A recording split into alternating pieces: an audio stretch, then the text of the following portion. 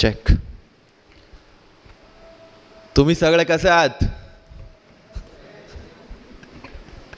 इतना ही आता है. So first of all, cultural capital of Maharashtra और ऑक्सफोर्ड ऑफ द ईस्ट जिसको कहा जाता है, ऐसे पुणे के सभी लोगों को गुजरात का वंदन. लास्ट प्लेयर, लंबी पारी खेलनी थी लेकिन टाइम हमारे पास बहुत कम है. जितना एसेंशियल है, जितना बहुत इंपॉर्टेंट है, उतनी ही चीज़ें मुझे बतानी है. सी, यूपीएससी हो या मैंने जीपीएससी क्लियर किया क्लास 1, गुजरात में रैंक 34 था. यूपीएससी क्लियर किया, rank 570, IPS, becoming the youngest IPS of Gujarat at such a early age, and then people come to you and बोलते हैं आप बहुत नसीबदार हैं, you are very lucky. I tell them in reverse, luck favors the brave. कोई अपना luck साथ में लेके नहीं आता, वो बनाना पड़ता है.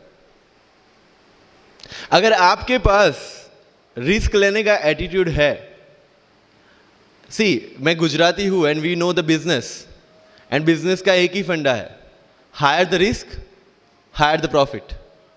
सो अगर 8:30 को आपका एक्सीडेंट होता है और 9 o'clock आप मेंस की एग्जाम देने जा सकते हैं, इंटरव्यू से पहले 1 महीने तक आप हॉस्पिटलाइज्ड है और उससे 1 वीक पहले आप दिल्ली जाके उसकी प्रिपरेशन कर सकते हैं, तो luck has to come with you.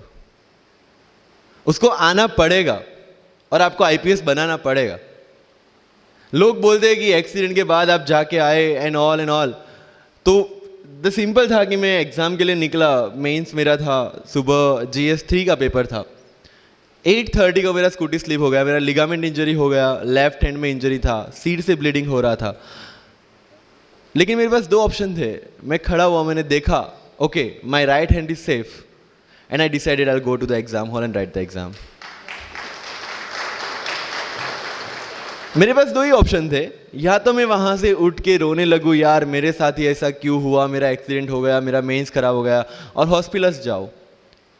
या दूसरा ऑप्शन था कि मैं देखूँ कि मैं 3 घंटे और सर्वाइव कर सकता हूँ. हाँ, कर सकता हूँ. मैं मेंस के लिए एग्जाम हॉल में गया. ये जितने भी फोटोग्राफ्स लगे हैं, सर ने जैसे बताया कि जितने भी इंसान सक्सेसफुल हुए, अगर आप उसकी लाइफ स्टोरी देखेंगे तो कहीं ना कहीं एक मोमेंट आता है जहाँ पे वो इंसान की जो स्ट्रगल है वो पीक पे हो जाते हैं. वो इस मोमेंट पे आपको डिसाइड करना है कि आपको वहां से यू टर्न लेना है या आपको वहां से आगे निकलना है. इन सब लोगों ने डिसाइड किया कि उनको वहां से आगे निकलना है. एंड दैट इज द फंडा ऑफ लाइफ. सक्सेस उन्हीं को मिलता है जो इस स्ट्रगल वाले मोमेंट से आगे निकलने की सोचता है.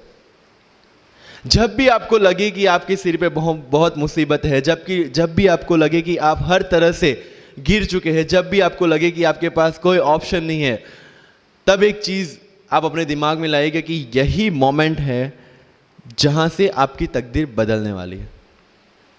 क्योंकि डायमंड जो होता है वो जितना ज्यादा घिसता है उतनी ज्यादा उसकी वैल्यू होती है. सोना जो होता है वो जितना ज्यादा तपता है उतनी उसकी वैल्यू होती है. अगर आप जिंदगी में तप रहे हैं, अगर आप जिंदगी में घिस रहे हैं, अगर आपको लग रहा है कि आप हर तरह से मुसीबतों में गिरे हुए हैं, तभी आपकी जो वैल्यू है वो बढ़ने वाली है.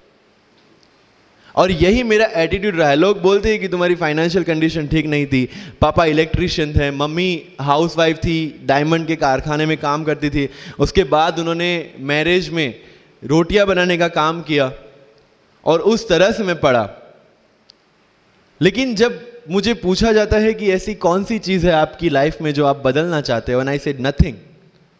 क्योंकि अगर वो चीज़ें नहीं होती मेरी लाइफ में तो शायद आज आपके सामने मैं नहीं होता. तो अगर लाइफ में प्रॉब्लम्स है, अगर लाइफ में स्ट्रगल है, जैसे सर ने बताया struggle is a part of life, and I strongly believe in that. क्योंकि अगर हम दिल्ली में थे, मेरे दोस्त के साथ में निकला बाहर घूमने, तो बोलता है यार ऐसी लाइफ चाहिए, कोई मगजमारी नहीं, आराम से बैठते पूरे दिन एसी वाले कमरे में, बहुत सारे पैसे हैं और कोई टेंशन नहीं, ऐसी लाइफ चाहिए मुझे. मेरे पास ऑप्शन है. बोलता क्या? बोला देख सामने एटीएम का रूम दिख रहा है, एसी वाला कमरा है, बहुत सारे पैसे, कोई मगजमारी नहीं, जॉब ले ले. क्यों IAS IPS में दिमाग खराब कर रहा है। अगर स्ट्रगल नहीं चाहिए तो you have to compromise with that life. जब